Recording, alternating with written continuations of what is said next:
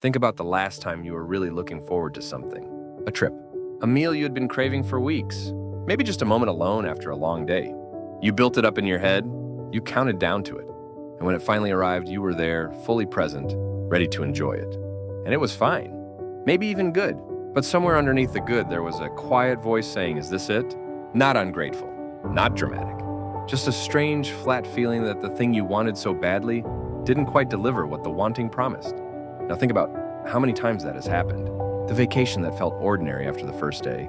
The promotion that stopped feeling significant within a week. The relationship that lost its electricity without either person doing anything wrong. The purchase you waited months for that became just another object in the room. This is not bad luck. This is not you failing to appreciate things. This is a pattern. A deeply consistent, neurologically predictable pattern. And it has a name and an explanation. And once you understand it, the way you experience pleasure will never be quite the same again. Here's something nobody tells you about pleasure.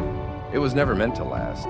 Pleasure at a neurological level is a signal, not a destination, not a reward in the way we typically imagine rewards.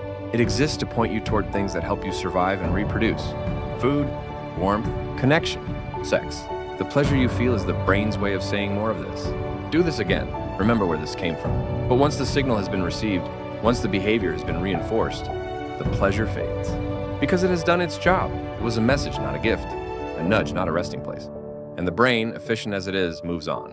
This is called the Hedonic Treadmill, a concept introduced by psychologists Philip Brickman and Donald Campbell in 1971. The idea is deceptively simple. No matter what happens to you, positive or negative, you tend to return to a relatively stable baseline level of happiness. Win the lottery or lose the use of your legs, and within a year, your reported happiness tends to drift back toward where it was before. Brickman followed up this theory with a now famous study. He interviewed lottery winners and people who had recently become paraplegic. The lottery winners were not significantly happier than the control group. The accident victims were not significantly more miserable. Both groups had adapted. Both groups had returned roughly to their baseline. The treadmill does not care what you put on it. It just keeps moving. And the faster you run, the faster it goes. There is a gap in the brain between the system that wants things and the system that enjoys them. And that gap is where most of human suffering quietly lives. Neuroscientist Kent Berridge at the University of Michigan spent decades mapping this distinction. He called it wanting versus liking. Two entirely separate systems. Two different neurochemistries.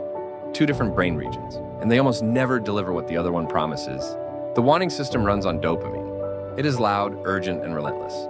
When it activates, the object of desire feels enormous, life-changing, essential. The wanting system doesn't experience the future accurately. It inflates it. It wraps the anticipated thing in a glow that the thing itself will never actually produce.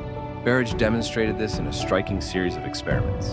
When he blocked the dopamine system in rats, they stopped seeking food entirely. They lost all motivation to pursue it. But when food was placed directly in their mouths, they still showed pleasure responses. They could still like things.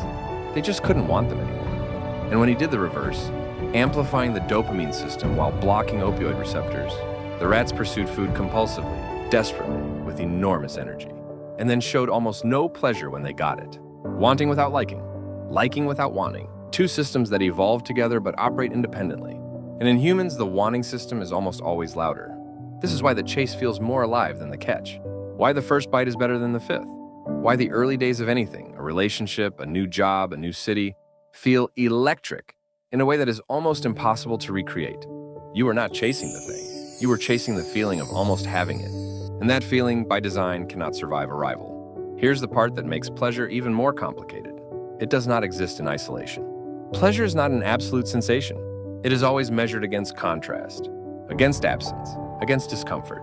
Remove the contrast and pleasure becomes invisible. Psychologist Paul Rosen at the University of Pennsylvania studied what he called benign masochism, the strange human tendency to deliberately seek out experiences that are technically unpleasant. Spicy food that causes real pain. Horror movies that trigger genuine fear. Ice baths that are objectively uncomfortable. Sad music that makes you cry. Why would an organism wired for pleasure voluntarily pursue pain? Because the contrast creates the pleasure. The relief of warmth after cold is more intense than warmth alone. The satisfaction of finishing something difficult is richer than finishing something easy. The food tastes better after the hunger. The rest feels deeper after the exhaustion.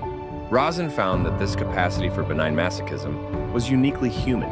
Animals avoid discomfort. Humans uniquely seek it out. Because somewhere we understand intuitively that contrast is what makes sensation feel like anything at all. And this leads to an uncomfortable conclusion. The more comfort you have, the less pleasure you can feel. Because pleasure requires a baseline of discomfort to push against. A life engineered entirely around ease, around removing all friction, all difficulty, all resistance, is not a pleasurable life. It is a numb one. The brain adapts to comfort the same way it adapts to everything else. Within weeks, the new comfortable becomes the new normal, and normal registers as nothing. This is where pleasure stops being merely disappointing and starts being actively dangerous, because the treadmill doesn't just normalize good experiences. It demands escalation.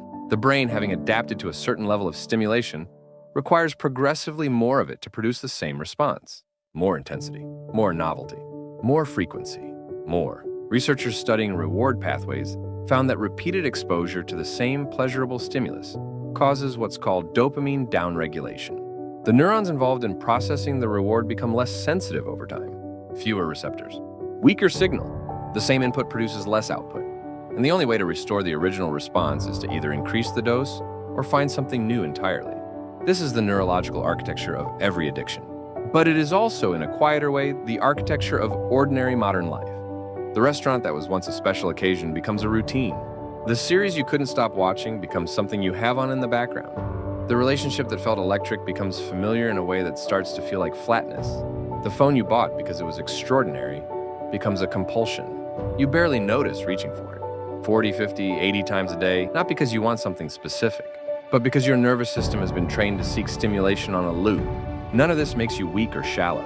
It makes you a biological organism running ancient software in a world that is moving far faster than evolution ever prepared you for. The modern world understood the wanting system long before most of us did, and it built an entire economy around exploiting it. Every notification is a variable reward. Every scroll is a pull of a lever designed to deliver just enough intermittent reinforcement to keep you reaching. Every recommendation algorithm is built not to give you what you enjoy, but to give you what you will want next. Because wanting is infinitely more monetizable than having. You can sell to someone who wants. You cannot sell to someone who is satisfied. Neuroscientist Anna Lembke at Stanford, in her research on dopamine in modern life, describes the current cultural moment as a dopamine deficit crisis. Not because people have too little pleasure available to them, but because they have too much. Constant, frictionless, on-demand stimulation has raised the dopamine baseline so high that ordinary life no longer registers as pleasurable. A quiet evening, a slow conversation, a walk without a podcast. These don't feel peaceful anymore. They feel like deprivation. And the brain, interpreting the absence of stimulation as pain, immediately reaches for relief. The phone, the snack, the next episode. Not because any particular thing is wanted, but because the alternative, sitting with nothing, has become neurologically intolerable. We are not chasing pleasure anymore. We are running from the discomfort of its absence. And the faster we run, the more sensitive to that discomfort we become. It is the treadmill, but faster, and with the speed set by someone else. Philosophers have been aware of this problem for a very long time. The Epicureans, often misunderstood as advocates of indulgence, actually argued that the highest pleasure was ataraxia, a Greek word meaning tranquility or freedom from disturbance, not the peak experience, the stable absence of pain and anxiety. Pleasure for Epicurus was not something you pursued. It was what remained when you stopped wanting too much. The Stoics went further. They argued that pleasure should be treated with suspicion precisely because of its capacity to enslave. Not because pleasure is evil, but because the pursuit of pleasure generates dependence, and dependence generates vulnerability. And vulnerability to a Stoic was the primary threat to freedom. 2,000 years before Kent Berridge's rat experiments, before Brickman and Campbell's hedonic treadmill, these philosophers had already noticed the gap between wanting and having. They had already observed that the chase never delivers what it promises. They just didn't have the neuroscience to explain why. What they had instead was a practical prescription. Want less, not as punishment, not as self-denial for its own sake, but as a strategy for actually feeling more. Because the brain that has been deliberately deprived of something ordinary, that has learned to sit with discomfort, that has not outsourced its nervous system to a feed or a screen, that brain can feel a cup of coffee as a genuine pleasure, a conversation as something real. A walk is enough.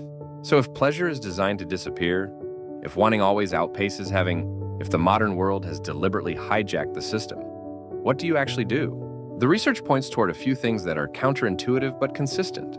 First, deprivation works as a reset. Deliberately choosing to go without something you enjoy for a defined period of time restores neurological sensitivity. This is not about suffering. It is about recalibrating the baseline so that ordinary pleasures can register again. The meal after the fast, the warmth after the cold, the rest after the genuine effort. These are not just emotionally richer. They are neurochemically different experiences. Second, friction produces lasting satisfaction in a way that ease never does. The things that generate the most durable sense of well-being are almost never the things that required nothing. Cooking the meal is more satisfying than ordering it. Running the distance is more satisfying than watching someone else run it. The brain processes effort-linked pleasure differently. It files it as earned, and earned pleasure is significantly more resistant to adaptation than pleasure that arrived without cost. Third, novelty within constraint sustains engagement better than escalation. The brain responds to newness, but newness doesn't have to mean more, bigger, louder, stronger. It can mean a different angle on something familiar, a different route through the same neighborhood, a different question in the same relationship. Small variations within familiar structures can sustain genuine interest in ways that constant escalation cannot, because escalation always eventually runs out of ceiling. And fourth, what psychologists call eudaimonic well-being, the satisfaction that comes from engagement, meaning contribution and purpose rather than from sensation, is consistently more stable, more lasting, and more resistant to the hedonic treadmill than pleasure-seeking produces. It is harder to access. It requires more from you. And it does not produce the sharp peaks that dopamine does. But it also does not produce the troughs. It sustains. None of this is an argument against pleasure. Pleasure is real. It is human. It is one of the few things that makes the difficult parts of being alive feel worth it. The warmth of food when you are genuinely hungry. The relief of rest when you are genuinely exhausted. The specific, irreplaceable feeling of laughing with someone who actually knows you. These are not illusions. They are just not permanent. And the mistake is not in feeling them. The mistake is in building your entire relationship with life around chasing them. In believing that if you could optimize enough, consume enough, experience enough of the right things, something inside you would finally settle. It won't settle. Not because something is wrong with you, but because pleasure was never designed to settle you. It was designed to move you, to keep you seeking, striving, reaching. Movement, not arrival, is what it was always built for. The brain that feels pleasure and then loses it is not a broken brain. It is a functional one. It is doing exactly what it evolved to do. The question is not how to make pleasure last. The question is what you choose to do in the spaces between it. The next time you feel that quiet flatness after something you were looking forward to, that is this it feeling. That sense that the thing delivered less than the wanting promised, that is not ingratitude.